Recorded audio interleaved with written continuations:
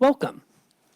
I am Joseph Keene. I'm the Program and Event Coordinator here at Johnson County Library, and I will be your moderator for this evening's Town Hall. Our mission at the library is to provide access to ideas, information, experiences, and materials that support and enrich people's lives. And what better way to fulfill this mission than bringing together some of the art leaders for a discussion this evening entitled KC COVID Arts Recession, Who Thrived, Who Survived, Who Still Needs Help. The format for tonight's program is set up like a town hall. For the first half, I will ask the panelists some questions to get the conversation going. The second half, we will open the floor to audience questions. So if you have questions, get your thinking caps on and go ahead and write those down, and we'll ask those in the second half of the program.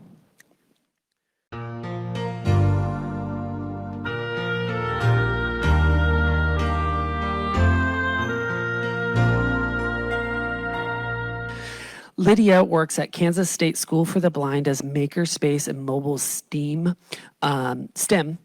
unit coordinator.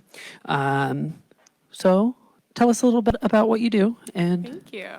Yeah, it's great to be with everyone tonight. I am, like mentioned, the president of the board of City Motion Dance Theater. So since 1985, we have been a professional company, a school of dance, a performance series, and then more recently a dance outreach program, which I'm excited to tell you all about.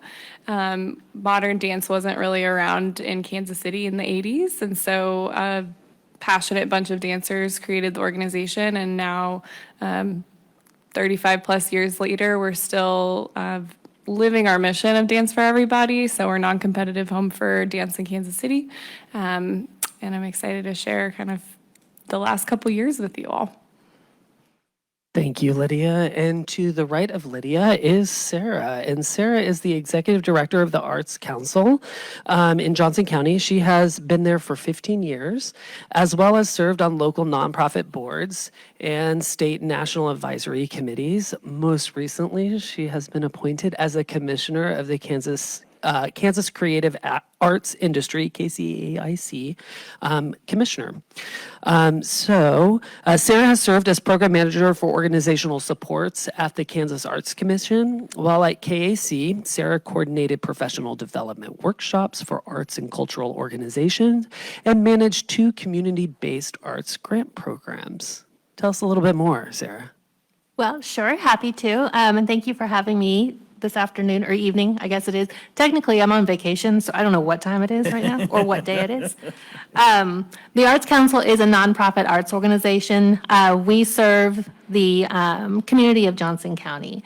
And so our mission is to enhance the quality or strengthen the arts and enhance the quality of life in Johnson County. And we do that primarily through education as advocacy. So unlike Lydia and Damron and Susana's programs, we're more, maybe closer to GUILDit, we're more advocacy based. So a lot of research, community convenings, conversations, and I'm excited to talk about the work that we've been doing over the last 3 years to help serve our community. Thank you, Sarah. To the right of Sarah is Susana. Susana is the founder and executive director of GUILDit. She is also a painter, illustrator, designer, and educator. I also have to do this plug for Susana. She's the one that organized the panel discussion this evening, so let's give some props there. Yeah. Her work has been exhibited in Iowa, Missouri, and Kansas, plus shows on ABC's Extreme Home Makeover. I so want to know what was shown on that. She has worked for the Kansas City Art Institute, Hallmark, Sprint, and contracted with many local-owned businesses. Tell us a little bit more. Yeah, well, thank you for coming tonight and tell you a little bit more about GUILDit. We started 7 years ago. We help artists grow their businesses, and we invite the audience or the patrons to our audience, and we do many events like these. Majority have been monthly forums. We are actually, though, transitioning into an arts center, and we have 2 locations we scouted over the last several months, and we're looking forward to choosing between those next week. So And we'll have a big announcement soon, probably at the beginning of September. Super exciting. I tried to get a little more information out of Susana, and she's like, no, I can't say anything. So be on the lookout for that information. And finally, to conclude the panelists for this evening is Damron, who is the founder and executive artistic director of the Black Repertory Theater of Kansas City. He spent his formative years in Kansas City. He has worked on most stages Kansas City has to offer. I've seen some of your productions, yes.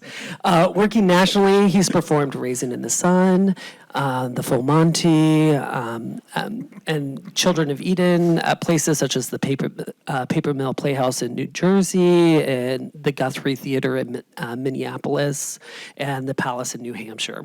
So with 27 shows in 7 seasons, is that correct? That's a lot. Damron is hopeful about the future of theater scene here locally. Tell us a little bit more. Absolutely. I grew up here in the greater Kansas City area and grew up doing theater and loving theater, first starting with Theater for Young America and the Coterie Theater. So I'm sure many of you have been through there over the years. So that's where I really got my education, was on our feet at every theater in this town, from community theater to professional theater. I became a professional actor at the age of 17, understudying the great Danny Cox at the American Heartland Theater in the very first production that I would do of Ain't Misbehavin' in the country. I went to school in New York City, came back to Kansas City, worked for a while, but returned to New York, lived there for 20 years before coming back to Kansas City to open this company. The Black Repertory Theater of Kansas City is a passion project for me. When I started this some 9, almost 10 years ago, the idea of a platform for BIPOC theater was nothing anybody thought about. Growing up here, we were at the forefront of the nation when it came to colorblind casting. That means casting somebody in the role regardless of their color, because nowhere in the script does the author say the actor is of this descent. And so we were doing a really great job for that time period. But as we move through that, we also come to understand the importance of a diverse, not only workplace, but also platforms for all of us to sort of come together and learn about one another. And so that's what the founding of the Black Repertory Theater of Kansas City was all about. Thank you so much. Just the diversity that we have on this panel speaks volumes to some of the work that, Susana, that you are doing within the field itself. So thank you for bringing everyone together. I'm glad to see that we have a nice audience out here as well. So again, if you do have questions, start thinking about them, and we'll be asking those in the second half of the program. So to get us started, I have a question for you, Susana. What has national and local surveys, to kind of set some of the foundation of what we're going to be talking about today. So what has the national and local surveys showed is the impact for the COVID recession on the art nonprofits and the recession?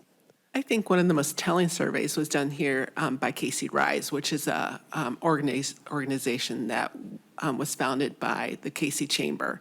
And back in mid-2020, they reported of 24 industries, the arts will have the greatest downturn and have the longest to recover. And as we see, the arts is still recovering in Kansas City, but nationwide too, especially performing arts, as you could tell, because COVID, the spread of COVID, it's been, public was really antsy about it before. Now it's kind of, we realize we're having to live with it just like the flu. So it's becoming less and less of an apprehension for audience to come to events and to participate in the public. And but we've seen National Endowment, they're still saying, actually Forbes just reported in December 2020 that sales, lower level sales in markets, they have fear is actually even slowing down, so art markets have picked up. But because of the art recession, or the recession in general, there's a fear that will slow down again. So yeah, and so this is the big picture of the arts. And then locally, we've seen, 74% of the artists in Kansas City lost wages and earnings. Almost half of them lost more than half of their income in 2020 and 2021. So it is going to take a while for us to come back. And definitely programs like this will help share that news and help us come back quicker. We got some work ahead of us. So this, absolutely. yeah, we definitely do. So this question goes to the other panelists. We're going to and chime in, whomever from the other panelists. What were some of the key strategies that help you weather the storm that Susana just kind of mentioned and remain operational? So what are some of those strategies did your organization implement to not only survive but thrive during this time frame? I can start that. There was a number of things that we compiled a list of: diversification, cost management, customer focus, and for, as Susana was saying, that when you look at it as 7 months into COVID, bars and restaurants came back. Granted, you had to have a mask, you had to sit down. One of my dear friends reached out to me and said, Damron, you have no business coming here and work at my bar so that you can have some change to pay your rent. But they were coming back 7 months, so it would be another year for us to think that we were coming back. A lot of us, through diversification, how do you diversify live theater? You start engaging those who are connected to theater. So we went and did Hello Zoom. If we all knew about Zoom from the very beginning and invested in that, we'd all be rich. We started doing Zoom interactions with other actors that I had worked with all over the world. So at one point, I was on for 7 straight hours in each time zone of the world, talking to friends of mine about what they were doing. And a lot of them were using this Zoom tool to bring to the public their other art forms, their other loves, their love for music. My musical theater folks would come on and do write their own music, do original works and that sort of thing. And we sort of used that as an engagement with the artists so that they too could thrive because their art was basically sanctioned because if in the professional theater, we not only had to deal with state and local restrictions, but also the union wouldn't allow us to perform. Of course, they're looking out for our health. And then there was the question of, can you perform a piece live and it just be under the Actors Equity Wing, or is that SAG-AFTRA? So there were a lot of things that we had to sort of look at piece by piece to figure out how to use strategize. And of course, like everybody, lost employees because some of their skill sets did transfer from theater to commercial television. So they were able to move into those spots. So we lost a lot, and I'm sure a lot of other companies had to lay off a lot. So there were a lot of strategies that had to be in place. But for the most part, it was plan, plan, plan. Okay, scrap that plan. Plan, plan, plan. Yes. That's not gonna work. Scrap that plan, yeah. So it was holding on to the joy that is art that got us through. I like that. Anyone else want to add? Yeah. Yeah, we learned to diversify our income. We began GUILDit with a lot of free programming, and in 2019 we realized sooner than COVID we needed to do that, and was prepared to open up an arts center actually at the spring of 2020, and at that time we surveyed 13 studio buildings, and they were all full of artists doing their work in their studios. And then we surveyed again in 2021. Half of those were coming back. Some of them were half full, some remain full. And we're happy to report that over 80% now are full again. And so we hope to fill up ours as well. And so we are, and we're also looking at having co-working where we'd have both artists and creatives and rely on the advertising industry as well. So we're looking not only to diversify our income, but to diversify our customer in order to keep, strong revenue streams coming in. So Lydia, what strategies did you all use? I'm preparing to respond because a lot of the same things were going through our board's minds as we had to let all of our staff go. Granted, they were all contractors, but we started with listening, so doing the Zoom meetings and identifying our stakeholders. And then we were renters at the time, and so we had to make the tough call to move out of our studio spaces and then try to do dance online. A lot of our teachers hated it. If you can imagine, tap dance in a Zoom call just doesn't work well.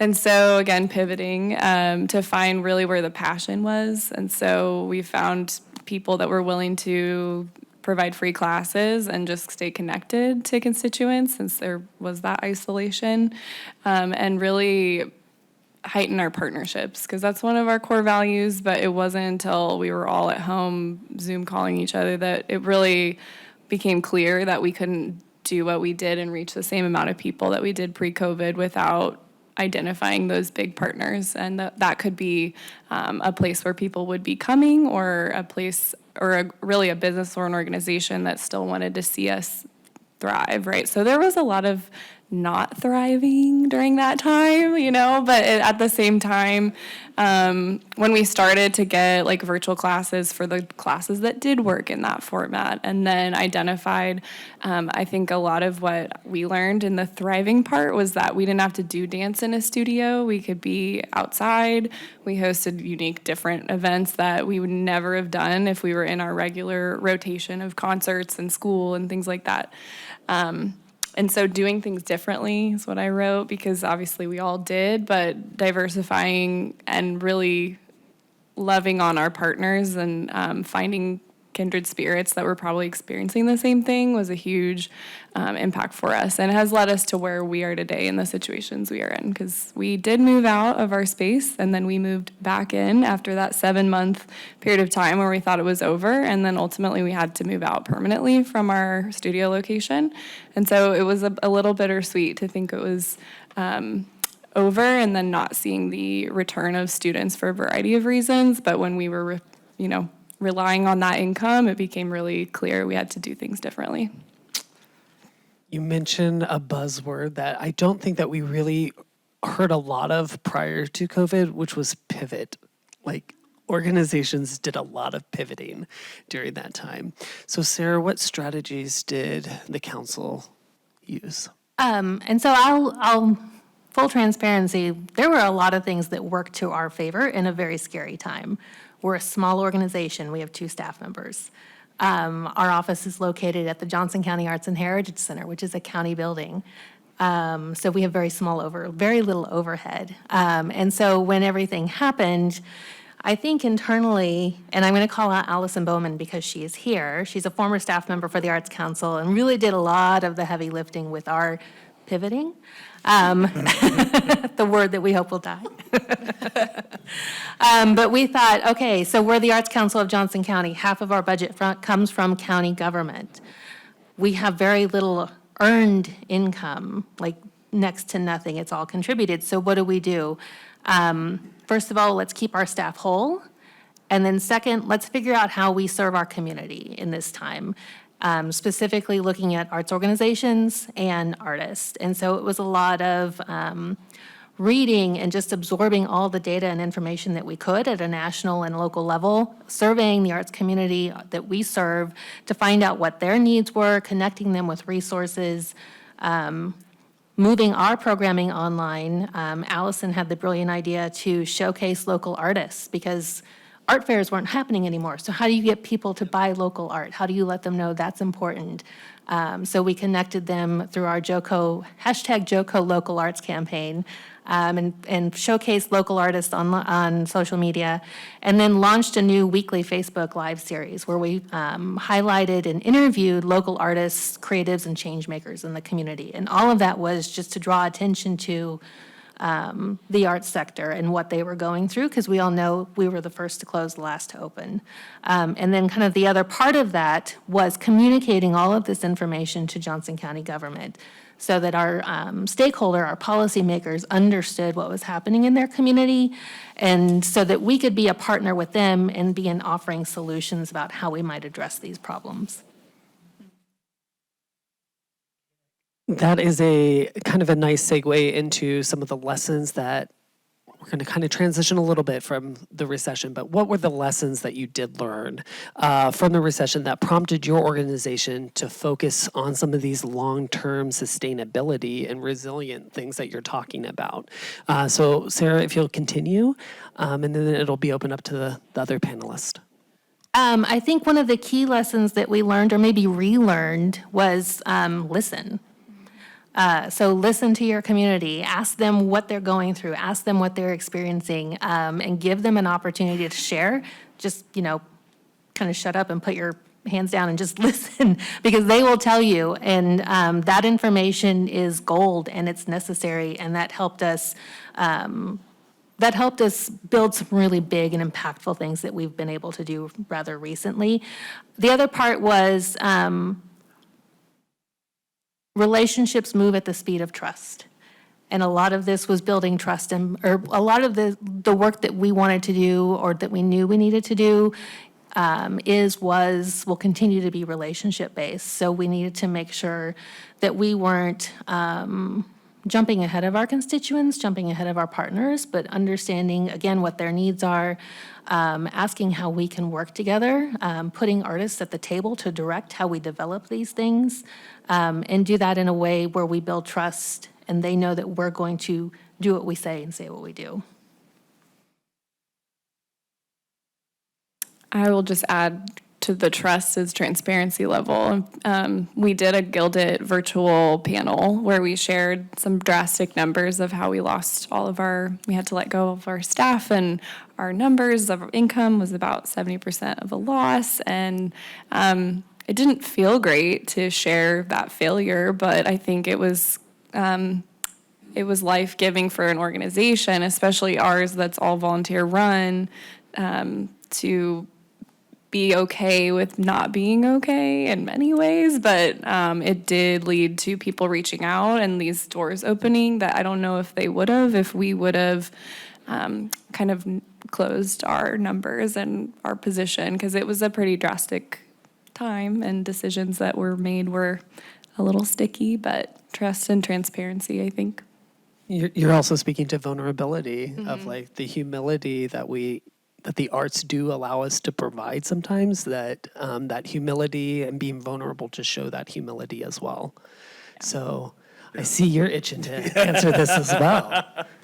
Well, because I come to this from the artist's point of view, there was a lot of board assistants. Tracy Jamerson is with us, who's going to be the board president for starting in a month. So she is the board president right now. Getting a lot of feedback from the less emotional side, and because our VP has said long ago, we're such a tiny company, so conversations that include endowment and words like that for an artist that kind of goes, yeah. But the moment this hit, the pandemic hit, it hit home why something like that is so important. So that in these dire times you have, and as he says, the wolves at the door, what do you have to sustain yourself through this? So it was really looking at the sort of the executive director in me to, okay, look at these numbers and how long can we hold on to the one full-time staff person that we do have. Luckily, he just got a better job. So it wasn't me having to let him go. It was, he found something else. So that was great. But just that sense of that vulnerability of, oh, we've got to tell people this or this ship is going down. Looking at you now. Well, actually, I'm going to share a story of an artist that had success during COVID. And I think that had to do with the fact that she really networked herself before COVID. Her name is Vanessa Lacey. She's a visual artist. She had a gallery of her own down in the West Bottoms. She also did many art fairs. So her name really got known, and she found her niche market too. She did these very big Kansas City art scene paintings, and she found South Kansas City homes were her market, as well as local businesses who had big lobbies and such. So she was able to find her niche by doing custom work in the galleries. Of course, that business was something she just straddled along, and she was actually transitioning to a frame shop. So then she could frame these custom pieces that were just being ordered as well. So for her, the networking, she relied on her network and listened to them, and then was able to tap into their needs. So, and as far as network, it was a very diverse network that included South Johnson County, and she was in the West Bottoms, and she also was an art educator too. So, so she had a very diverse network. Okay. So you're speaking to some of the artists that you've worked with, obviously. So I'm going to continue on with this kind of question for everyone here is, how are you currently approaching this kind of recovery phase, and what steps are you taking to support artists and their works? Are there, many of you have mentioned like leaning on partnerships, like what partnerships have or collaborations have been effective in aiding this kind of recovery? Who wants to go? For us, the Black Repertory Theater of Kansas City, for me, is 3 different companies that I'm running at one time. 2 of them are educational components. Our RISE Repertory In-School Empowerment Program, we engage students at Ruskin High School Center and Grandview High Schools, engaging them through playwriting. So we teach them an outline of a play, and from that, through theater games like Zip, Zap, Zop and things like that, listening games, they develop a theme or come up with an idea for their play, prose, or poetry. And so that's what happens in the first half of the semester. Second half, they flush those out and they come up with these brilliant pieces that we have then taken a step further and given them a public performance at the Fringe Festival. So that's one business. The other business is the summer programming that we do for students, 4 weeks in the month of June at the Gem Theater, and we take them through a dance class, a music class, a drama class, set design / props and costumes class. And each of those classes, everything they're working on, the curriculum is tied to a show. So at the end, boom, they're doing the Lion King 2 shows on one evening. So, I mean, it's those sort of partnerships, because we bring in artists that are Christopher Barksdale Burns from KCB to teach the choreography, or Mr. Gerald from AFIA, who is a musician himself, a saxophonist, who becomes the MD. So we utilize those artists from the community for the in-person, and then when we had to be online, we did the same thing with those students via Zoom. But currently, we're in partnership with the Lewis and Shirley White Theater at the J. And every year we choose one show that we co-produce together. This season, it will be Blues in the Night. Last year, it was Raisin in the Sun. So it was those sort of partnerships that developed during COVID that really took a lot of the economic weight off. And it allowed us to enter into an area because most of our work is done downtown at 18th and Vine, at the Gem Theater, and in the middle of Kansas City. But to bring the Black rep out to the white theater is a great opportunity to engage with a completely different audience. So it certainly helps us 2, 3, several folds.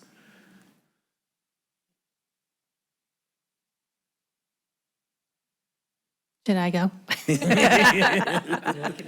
Are you looking at me? So ours is a little bit of a different approach. Again, a little bit of a different organization. We're more like the administrative suit type. So one of the things that the Arts Council did, and this has been, man, like a 2.5, 3-year process, is in 2021, like I mentioned, sustainability, bring artists and have them at the table leading these projects. We convened a group of arts administrators, artists, arts advocates, board members, and our staff called the American Rescue Plan Advisory Committee. And this was a group of, like 17 people who came together and met monthly. And their purpose was to identify the impacts of the COVID pandemic on the arts sector and our local community, and then articulate solutions to those impacts with the end goal of taking a proposal, or in this case, several proposals, to our county government to request ARPA, by the time it got to the county, state and local fiscal recovery funds for our local arts community. And this was done, not only was our advisory board a diverse group of people from all over the county, but it was collaborative in that we had several arts administrators from local arts organizations. We wanted them to tell us, what are you hearing from the people you serve? What are those needs? What are those impacts? All of that came together through this 2.5-year-long process, with the addition of some community town halls to provide feedback. Ultimately, what this led to were 4 organizations working together to submit proposals to our county to ask for a little over $2 million in COVID recovery support. The partnerships were with Interurban Art House, JCPRD Culture Division, Arts Council, and Emporia State University's Art Therapy Program. We were successful in that effort, and so now we are in the process of implementing those programs. What I think we are most excited about is everything was community-driven. So if we didn't hear from the community that was a priority, it's not something that we enacted. So you were talking to me a little bit earlier about these kind of, prior to this panel discussion, we had kind of a pre-discussion. And Sarah, you mentioned something that was surprising about the Emporia one in particular, about the applications. Can you just share that? So That was fascinating. one of the programs with Emporia State University was to provide scholarships for teaching artists, arts educators, and art center staff to get training on autism and trauma-informed care. This was a certification program that ESU offers through their art therapy program. The funding that we requested covered, I think, 30 scholarships. We thought that we would have to go beg people to apply. Not the case. We had 30 scholarships available, 150 people applied, which was extraordinary. The Arts Council, we're administrating a grant program for artists that just closed. We were hoping that we would get 82 applications. We have 107. We're about to start one for nonprofit arts organizations. Ideally, we can fund 20. Hopefully, we get more than that and we can support more people than that. But again, it goes back to having artists at the table leading these projects, having community members at the table leading these projects. They know best. Let's provide the stage for them to come together. So a recurring word that's been coming up quite a bit is like diversity, or diversifying your stakeholders in some capacity. So in the context of recovery, how are you addressing issues of equity and inclusion within the art community, ensuring that all voices are heard and represented?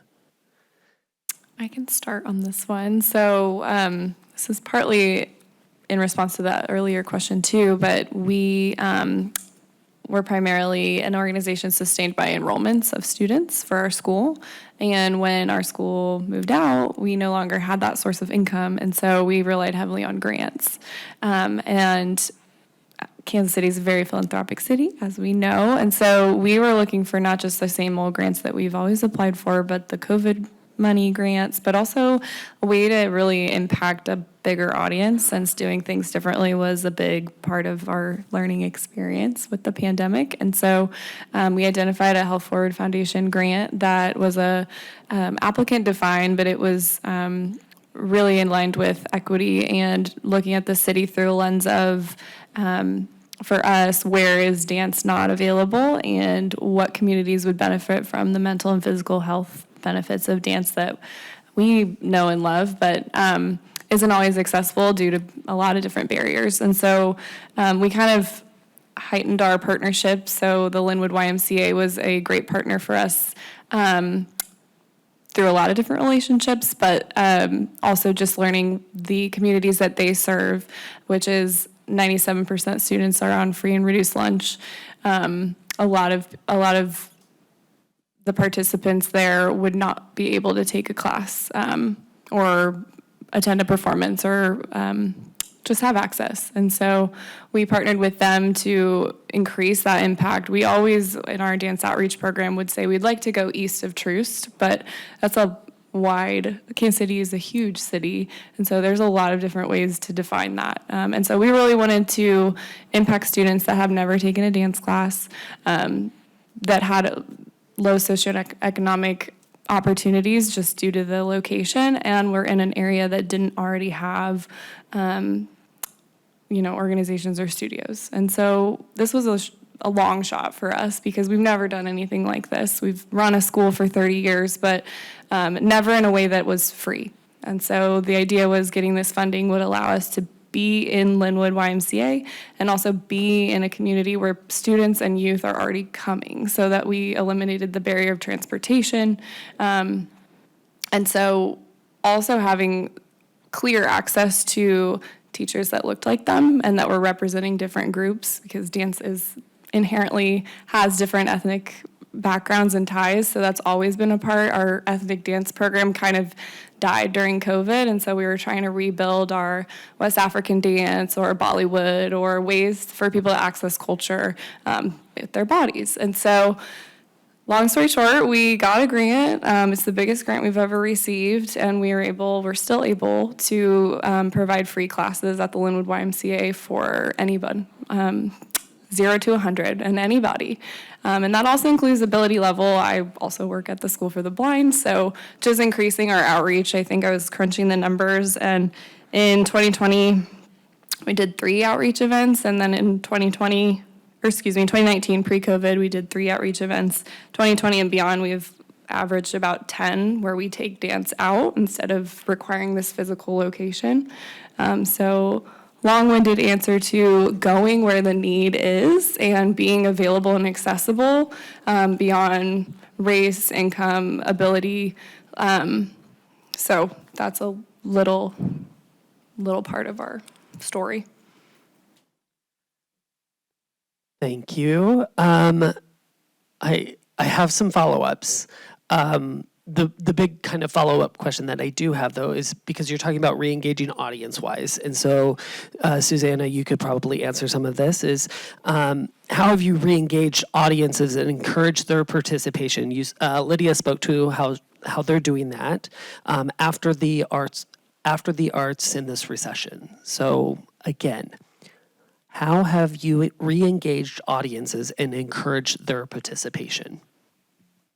Yeah, so that's something I would say we still see up and down with and I had this conversation at Arts KC last week with someone with a small theater group, and that they've seen really big successes of comeback with some of their performances, and then some of their performances were, they saw a dive. And so I think it's still kind of guessing what drives people in the door.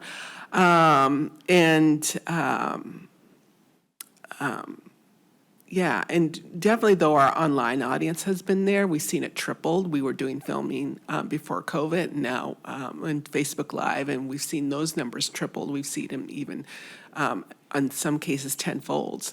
But with that too, you don't have as large an interaction piece. So we are moving to less interactive events and more educational events like this. So you spoke a little bit about some of the digital platforms, and I know that all of us kind of had to be forced, all of you've been forced into that digital world now. So are there other platforms or tools that you've had to embrace? You mentioned Facebook as one that you've embraced to enhance audience engagement and maybe some artist support. Are there other platforms? I know you mentioned Zoomed. Are there others that you'd like to talk about? Well, I mean, and to sort of intertwine all of those, I started the Black Rep for the very purpose of inherently in the greater Kansas City area, there's no theaters east of Troost. And so when I was coming up east of Troost, our family moved out south, and then I was introduced to Theater Under the Stars, Theater in the Park, and then Leewood Stage came along. So that was the impetus of starting this company, is to take art to the people and build a platform, therefore, that everybody can then come and enjoy it. And for any really avid theater lover, this does not do it. I mean, you watch a PBS performance that has Felicia Rashad or name your favorite Broadway star, because the likelihood of you getting to New York and being inside of the Broadway house, for some people, for everybody, it's quite costly. But some people can afford to go to New York and see a Bernadette Peters performance. A lot of people cannot. So, but there's something about being in a room with a bunch of strangers and having a shared experience that can only come from live theater. So may we never have to go back to the box to do a show, but it is really a great tool, like for our students, just so we can sort of engage students this way. We can do lessons with students this way. So when it came along, it did provide something for us all that was new. But again, the tactileness of theater has to be enjoyed this way. Yeah, I should add too, we are looking at, one of the locations we're looking at is within an area that's never had arts before, or an arts center or a nonprofit arts center. So in this location, the closest arts center is, nonprofit arts center is 70 blocks away. So that just indicates, we're going to dip our feet possibly in a new market and bring the arts where it hasn't been, and see how that community, both financially and participation-wise, supports it. So. I can add to, just again on the transparency train, like going into a community and bringing something in, I think, is like a sensitive topic too. I mean, something our board wanted to make sure we were doing like authentically. And so the more you can also enrich like the talent that's there, right, and give them those opportunities, and then maybe provide what's unique to that space, because it's there. It's just also being like sensitive, not to bring it all in, but like nourish it from where the roots are.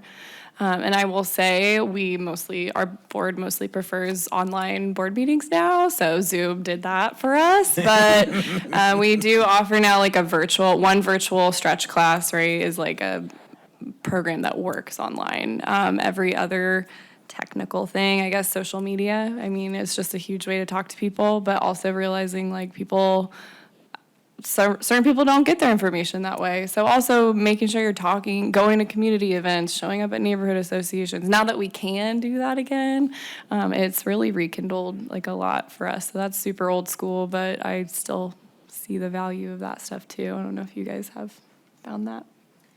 I have one last question, but before I ask the question, I want to make sure that the audience, if you have a question, Just raise your hand. I'm going to ask this last question, and then we'll get to your questions, okay? So, based on your experience, panelists, each one of you, what advice would you offer to artists seeking to recover or thrive through this post-recession? Are there key takeaways that you just want to make sure that they have? Some guiding principles for navigating these uncertain times? I love the collaborative efforts because Black Rep was a presenter for GUILDit. Yeah. I think in our third season. It's been I think, yeah, we were both young. Yeah. We're 7. How old are you? 8. This will be the 8th season. Yeah, this will be our 8th. Yeah. And so, So rely on Yeah. your community is your strongest point of foundation because it exists here. How you can partner up and then lift up. and there's people wanting to help you. Like, we had Paul Tyler at Arts KC at that meeting, and he really took Damron aside and said, these are the foundations you want to apply for, et cetera, so forth. And then for Lydia's organization, we put them in touch with Commerce Bank in 2020, which was an organization, too, we were seeking grants from. But we really championed their story because they're a 40-year organization, and they're a strong foundation to the art community, and we definitely didn't want to lose that, and we don't want to lose that. And I'm glad to see that they're making their way back. So I think one of the benefits, there are a lot, but I think one of the benefits of working within the arts sector is I've never met anyone in the arts who's not been helpful. We all, like speaking to the collaboration, we all want to see each other succeed. And if we can't help you, we will find somebody and we will introduce you to them and they will help you. So it's a highly collaborative on a personal and professional and organizational level, which is, I don't know if you see that across all sectors. I know. I don't know, yeah. I also would say, know what your worth is and go for that, because like our artistic co-directors, we went through a transition. The 3 that led us through COVID were not getting paid to do the work that they were doing, and they just did it because they loved dance and they believed in our mission. And so we made it a point to find funding and identify grants to pay the new artistic directors that carried that vision currently now. And, if you don't budget for it, it's not going to happen. And so as much as we didn't see the money, we didn't see it, we finally said, this is something we are demanding. We need to pay these people humbly what they're worth. And we found it, look at that. So I think on a real financial level, just knowing what your worth is and going for that. Thank you. We're going to open it up to questions to the audience. So if you have a question, raise your hand. Question, yes.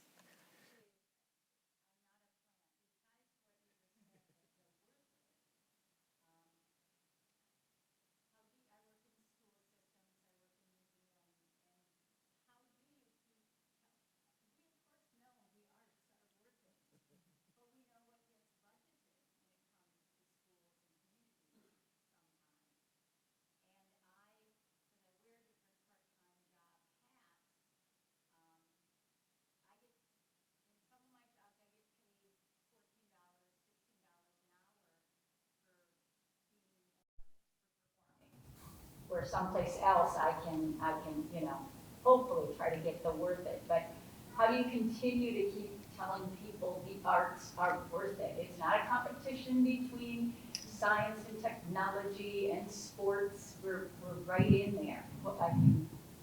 So I'm going to reiterate the question so that, just in case, so that everyone can hear it, is that in a time where there might be competition between the different topic areas, such as science, STEM programming versus the arts, how do you continue to persevere or have resilience through on the arts side and advocating for those? So are there strategies or ways that you would recommend anyone that's listening of strategies that they could use in order to make sure that they are resilient in this? And I think COVID taught many industries besides just the arts to people within those industries needed to diversify. Artists Inc., which teaches classes to artists. They talk about being on a three-legged stool. Your business needs to be on a three-legged stool, so therefore at least three incomes. And I would say definitely, one of those incomes have to be non-art. And the income that you can sleep, on, like, and still make money, like investments, renting out, getting rent for real estate you own, et cetera, so forth. So yeah, diversifying again is the answer.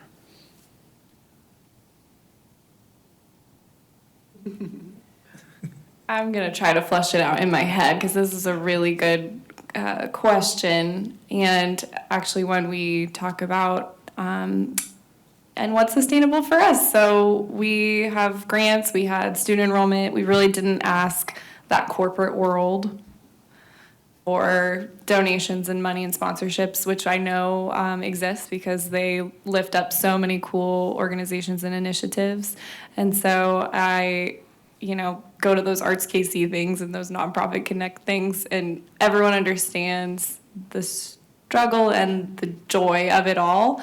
But then trying to find the audience that might not be in the world as much but supports it. And we're trying to create a clear packet and understanding for approaching corporations. And granted, that's a full-time job, and we don't always do it 40 hours a week, but just telling our story clear and staying rooted in our mission, and then having those networks lift you up, but then going to those corporations that, for us, our top level was $5,000. And then we met with J.E. Dunn, and they were like, put it at 20,000. Why are you going that low? And I was like, well, that's a lot of money. And it is, but it's not in the grand scheme of the impact and the worth, to this connection. And so Also their bottom line. yeah, and it's just their bottom line and ours is very different. And that's, I think, what was really eye-opening for me personally as an individual and professional. But then, in leading this organization, it was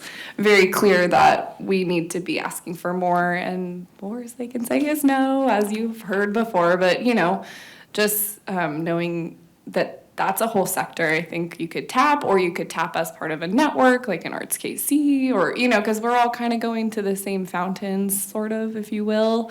But we all have really different stories, and we all collaborate. So it's why wouldn't we at least try? So it's a little feedback. And I would say understanding how to package what it is that you do that fits the vernacular of the people that you're speaking with. Because we are arts organization, jazz hand, high kicks. But also a very strong educational component that is rooted in critical thinking and analysis because of the playwriting. So the students come out understanding conflict resolution. Because in every play that they write or story that they write, what is the conflict? What makes this interesting? What do you have to get over?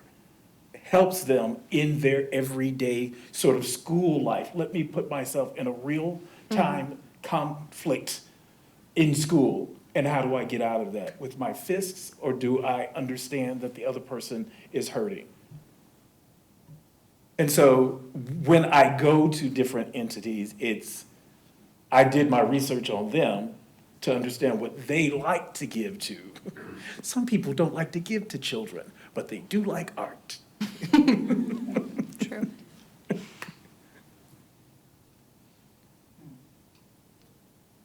Is frantically writing down a quote. So are there other questions in the audience?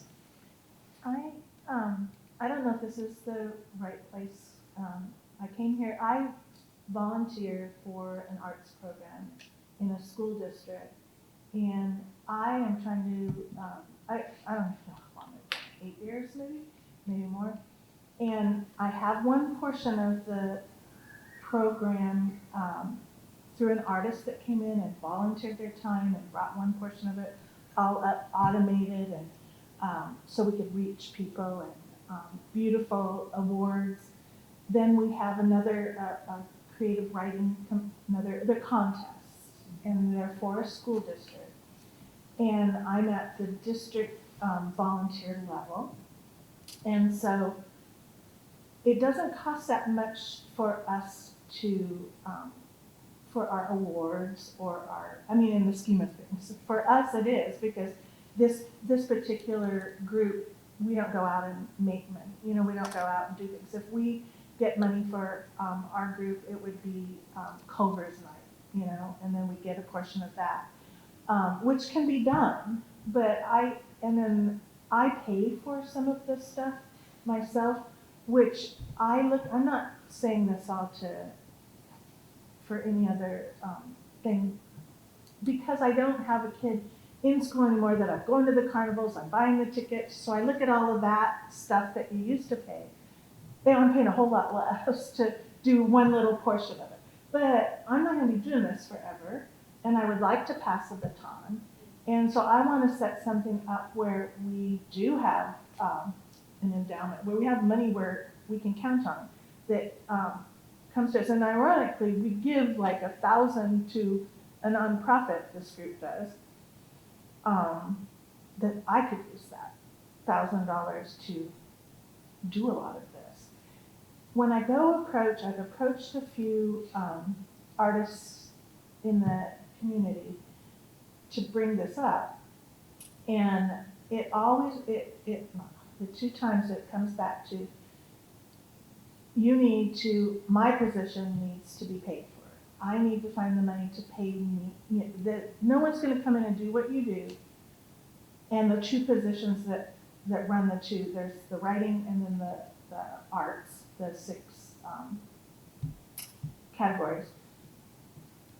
So those people really probably should be paid too. You're not going to get anyone to come in and volunteer, and you've got to stop doing that, because you're never going to get paid unless you're. I don't.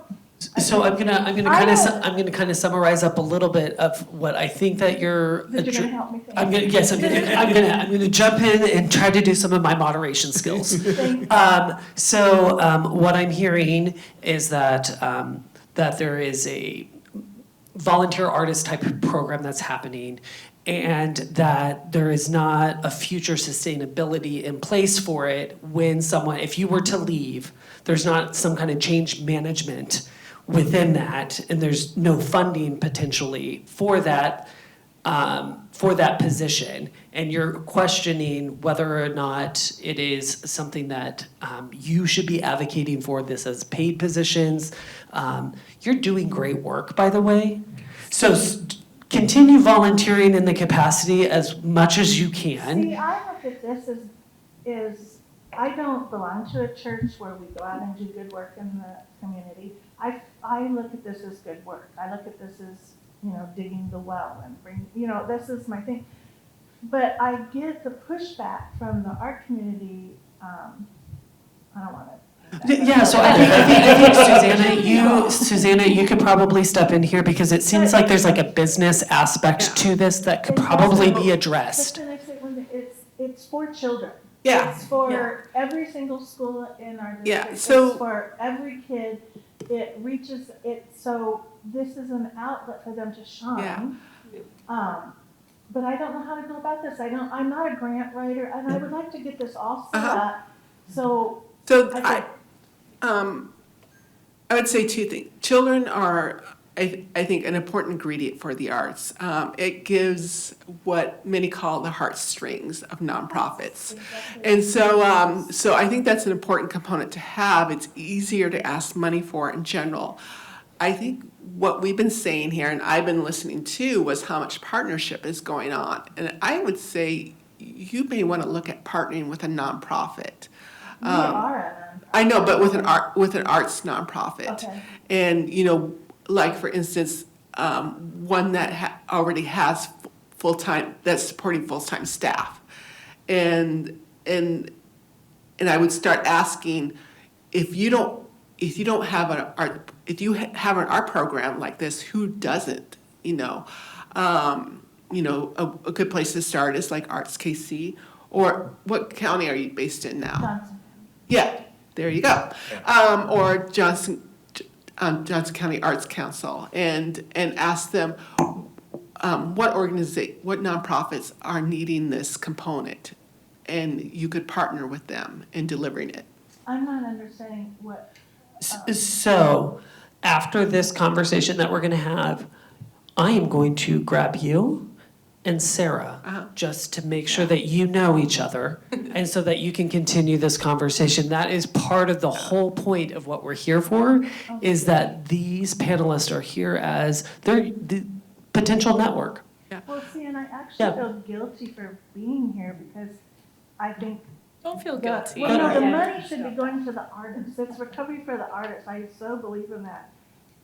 So And so, I don't want that money to go yeah. away from artists. we'll connect you because you might have more specifics that Sarah's gonna be able to help you. It's a good point, The yeah. guilt could be real, and it's not like that one person is the artist, because ultimately the ripple is like so strong, clearly from just even like Yeah. hearing about all of us doing our stuff, Yeah. and so don't feel guilty. At all. And that's a beautiful heart to have. That Yeah. It's the artist that, but no, there's art in everything.